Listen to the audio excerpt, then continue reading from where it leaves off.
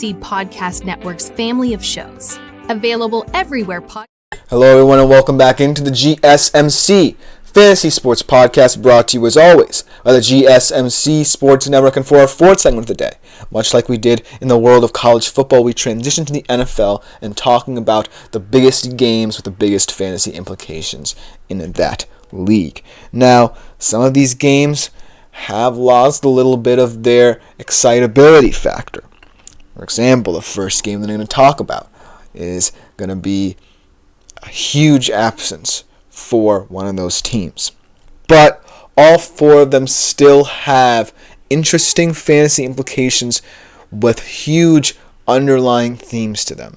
Maybe not themes that you can see outright, but ones that can come about in different ways for both teams involved.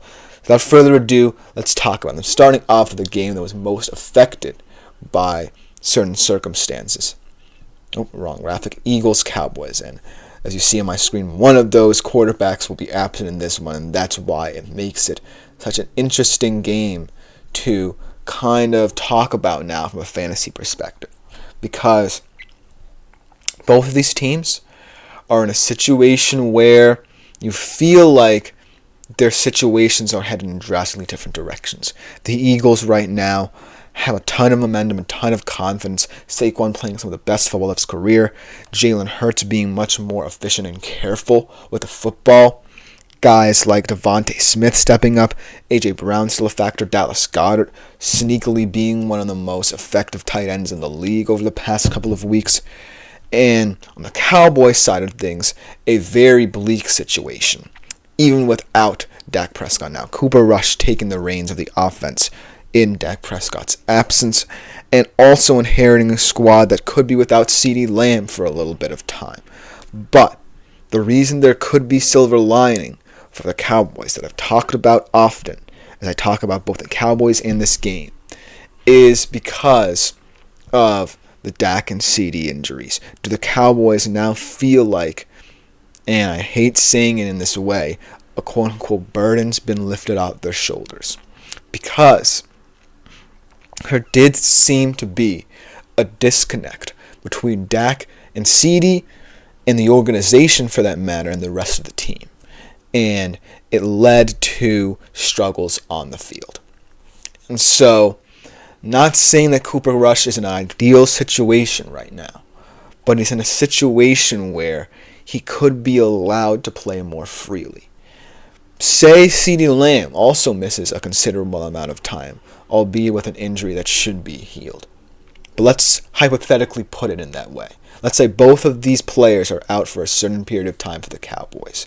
You're looking at a team that's limited to, say, Jalen Tolbert, Ferguson, Dowdle, Elliott, Lepke, what have you. But a team, most importantly, that doesn't feel like it has to have stars within it. And, it is kind of a weird, kind of karmic thing to have happen this season. Both Dak and CeeDee go down in that manner. Your banner contract players. But it is one of those situations where you have to find a way to compensate for it. And I feel like Cooper Rush can do that. Maybe not as effectively as you would hope if you're a Cowboys fan, but let's be reasonable here. Your season has no hope left. But against the Eagles, in a situation where all bets are off, just go for it, is what I say for the Cowboys. And from a fantasy perspective, there are not many exciting players, but they could reveal themselves in this period. For the Eagles, it's chalk, basically. Saquon will always start for you. Jalen Hurts will always be in consideration as one of those high-tier QBs, maybe a little bit of a drop into the middle tier of Tier 1 or potentially to the top tier of Tier 2 altogether, but still an exciting team with a lot of exciting fantasy prospects for you to choose from. And it should be an interesting game with a lot of differing storylines, despite the fact that Dak will not be playing in it. Then the second game that I want to talk about is the Lions-Texans. It still is a very important game to talk about from a fantasy perspective, despite the fact that it seems that the Texans are outnumbered in this game.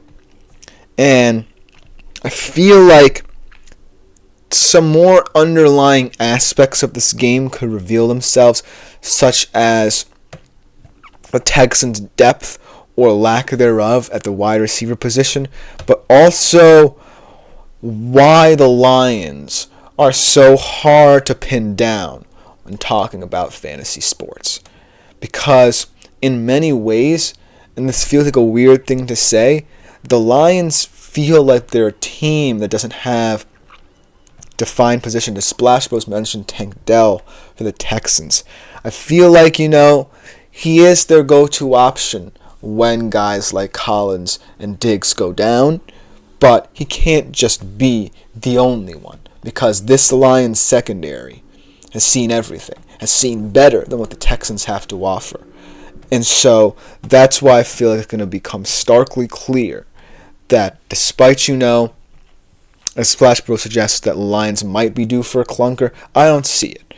I feel like, that offensive line, like I said, is a huge factor for the Texans. A lot of people don't talk about it, but it hasn't been performing to its standard with all the high caliber players in it. So I can't see a path forward where the Texans don't get exposed just a little bit, and they have throughout the season. So look for this to be a game of differing philosophies here. The Lions are going to come out and they're going to confound us with who they throw the ball to, even though, Jared Goff and Amon-Ra have kind of developed the rapport. I'm happy about it because Amon-Ra is my top receiver in fantasy. But even though it seems like that rapport has been developing, this is still a versatile team, and we have no idea, really, if some narratives are going to continue here. All we know is that they're going to find ways to beat you in a submission. And the same can't be said, about the Texans here. Now, in terms of a fantasy perspective for both teams, obviously, the Texans seem a little bit more barren in that department, and we'll talk about that a little bit more in that start-sit-'em segment at the end of the show. But from a Lions perspective, I feel like it's a weird situation for them to be in right now. And so I feel like even though they're the more intriguing team and more appealing team for that matter from a fantasy perspective, the reason why I can't necessarily be confident in saying certain players will have big days in terms of fantasy is because of that versatility. And it could be a good thing on the field, but it's a very confounding thing to navigate when you're talking about fantasy here. As Slash Bros also asked me how high I am on Stroud, I don't really know, because I know that Stroud's a talented QB, and when he's on his game, he's top 10 in the NFL at the least. But this season, it's become a little bit more clear that perhaps his first rookie season in the league was a bit of a mirage in terms of how the Texans kind of compensated for certain things last year that they can't quite do this year. And so I feel like, especially in games like this, as Flash was also says potential garbage time points for CJ. Maybe that's the case, but especially this season, I feel like he hasn't necessarily been someone who I'm as high on as I was last year because of all these different factors, these underlying factors that have revealed themselves and reared their ugly heads for the Texans this year. But it should be an interesting game nonetheless in terms of deciphering this Lions squad from a fantasy perspective and just seeing how low the Texans look without, top receivers to play for them. Then 49ers-Bucks, an interesting game. And it really has become more interesting because of the ways the Bucks have kind of adapted to their situation, right? They could have beaten the Chiefs. And as he said, I think Stroud's the victim if teammates injured. And that's true, as Splash Bro suggests. But it still is one of those situations where, there are factors I can't ignore outside of the injuries, like the O-line, like, Stroud in certain situations against certain defensive looks that I can't ignore. But getting into 49ers Bucks here, I feel like this game is very interesting because both offenses are going to have very different approaches to this game. Or, in a way, very similar. Because Christian McCaffrey is expected to be coming back. And the Bucks are still going to be without both Mike Evans and Chris Godwin.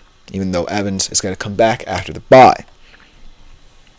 But I do feel like, as this question suggests, certain unsung heroes are going to step up, and tight ends will roll in this one. On the 49ers side of things, George Kittle has actually not been a player who has had as good a season as we know he can. On the other side, Cade Otton is someone who's really stepped up in certain situations. And so, if this game is going to come down to, which of these two guys is going to be effective, that's an intriguing storyline. A storyline that is so unusual and unique if you think about it from a fantasy perspective. Because this is a game where tight ends will be at the forefront. And one of them we know to be a premier one, but hasn't played like one. And one who's definitely getting very underrated in fantasy circles, but is playing above his station. And so, that's what makes, these matchups where seemingly one team has all the advantage and momentum, the excitement of McCaffrey coming back, but the other team, despite, all their losses, still has an effective game plan. So that's what makes this one so intriguing to me, and one that I really am excited to see play out in the field. Then the last one that I want to talk about, Steelers Commanders. As Flacco says Bucky Irving to start, or the other running back, it is Bucky Irving in my opinion. I love Rachaad White.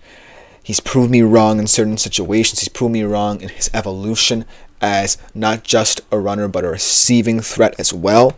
But Bucky Irving is the more talented of the two, the more explosive of the two, and most importantly, kind of someone who gets this Bucs game plan settled in.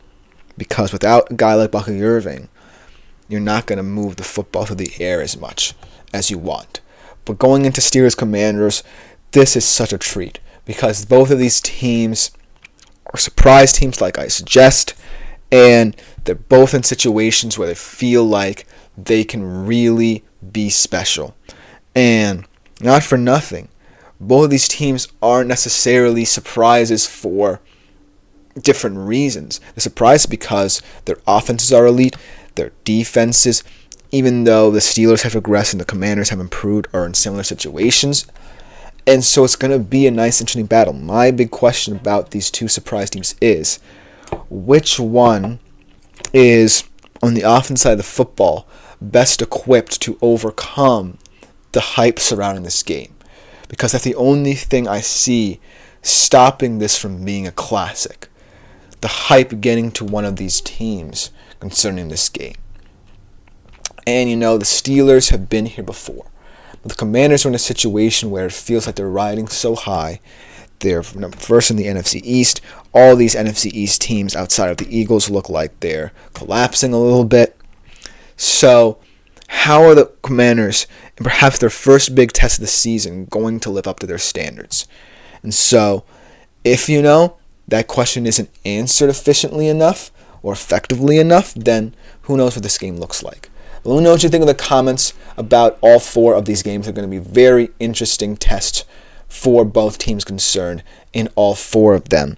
But to conclude today's show and the week here on the pod, let's talk Sunday Night Football. Start 'em, sit 'em. Some fantasy advice for that weird game that we also talked about in this segment. So we'll be right back after the break to go over that and conclude our show.